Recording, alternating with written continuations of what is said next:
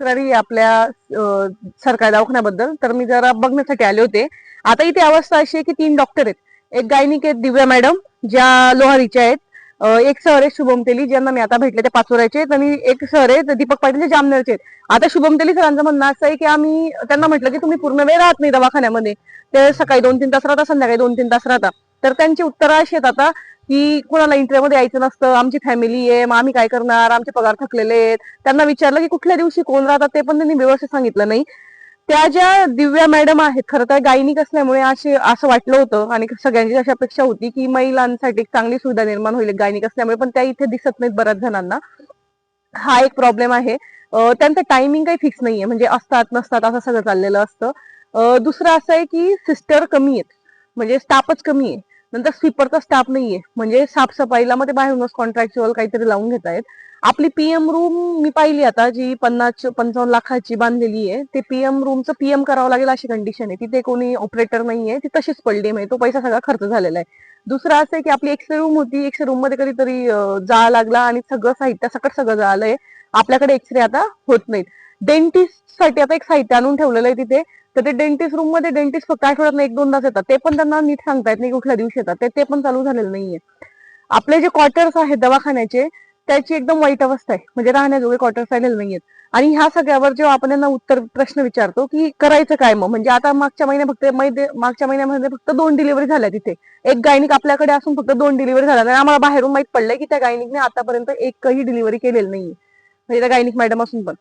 तर आता ही जी उत्तर यांच्याकडे येतात की आम्ही काय करू, आता आम्हाला यायचंच ना इंटरव्ह्यू मध्ये, मग आता आम्ही कसं करायचं, आम्ही काय काय बिचारे आहेत. म्हणजे तुमचे प्रश्न असेल डॉक्टर म्हणून, पण डॉक्टर हा डॉक्टरकीचा पेशा आहे ना, तुम्ही स्वीकारलाय, आणि खूप सिरियस बिझनेस आहे. एक डॉक्टर नसला तर ते डॉक्टर मला उत्तर देताना म्हणताय शुभम तेली की ठीक आहे, मी नव्हतो तेव्हा पण 6 महिने हॉस्पिटल असंच चालू होतं. मग जा तुम्ही पण 6 महिने हॉस्पिटल अजून चालू देऊ आम्ही काही दिवस. 10 वर्ष झाली ते परमनंट डॉक्टर नाहीये. काय करताय सिव्हिल सर्जन, का इथे एखादी परमनंट डॉक्टर पाठवत नाही? जे डॉक्टर येत आहेत त्यांच्याशी बोलायला लागलं की त्यांची निगेटिव्हिटी डायरेक्ट, की काय करायचं, मग आम्ही काय करू, म्हणजे असं आहे. त्यांना ते इथे राहून त्यांचेच प्रॉब्लेम इतके मोठे आहेत की त्यांना ह्या गोष्टींवर की इथल्या लोकांची प्रॉब्लेम सॉल्व्ह करायला याच्यात फार इंटरेस्ट राहिला नाहीये. तर माझं खरं तर आपण आता गाव म्हणूनच त्याच्याकडे लक्ष दिलं पाहिजे. इन्व्हर्टरचा प्रॉब्लेम आहे, वॅक्सिनचा प्रॉब्लेम होऊन जातो. इन्व्हर्टर नीट चालत नाही, त्याचा बॅकअप नीट नाहीये, सगळीकडे गवत वाढलंय, सगळीकडे अस्वच्छता आहे. म्हणजे पेशंट रूम मध्ये, जिथे डिलिव्हरी रूम आहे, प्रसूती रूम आहे, तिथे अस्वच्छता आहे, घाण पडलेली सगळी. तर ह्या सगळ्यावर आता गावकरी मिळून आपण एक आलं पाहिजे. सगळ्या पिंपळगावच्या गावकऱ्यांना मी आव्हान करते की हे बाहेरून येणारे डॉक्टर आहेत, हे फक्त त्यांना ड्युटी लागलेली बळजबरीने म्हणून काम करतायत, ते काही मनापासून काम करत नाही. त्यांचे पण प्रॉब्लेम आपण समजूनच घेऊ की त्यांना इथे बाकी सुविधा मिळत नाहीयेत वगैरे. तर आपण गावकऱ्यांनी मिळून आता ही मागणी केली पाहिजे सिव्हिल सर्जनकडे की आम्हाला एक परमनंट डॉक्टर द्या. शेवटचे परमनंट डॉक्टर आपल्याकडे 10 वर्षापूर्वी होते. 10 वर्षात हे असेच येत आहेत, 11 महिन्यासाठी राहतात, 2 वर्षासाठी राहतात, निघून जातात, हे जबाबदारी घेणार नाही. आपल्याकडे एखादी परमनंट डॉक्टर आल्याशिवाय आपल्या हॉस्पिटलचं जे काही, आता इतका मोठा परिसर आहे आपल्या हॉस्पिटलचा, इतकं मोठं गाव आहे, गावखेड्यांवरचे लोक येतात, हे डॉक्टर 9, 9:30, 10ला इथे येतात, 10 पर्यंत. आपल्याकडचे लोक शेतात चालले जातात सकाळी 8 वाजता.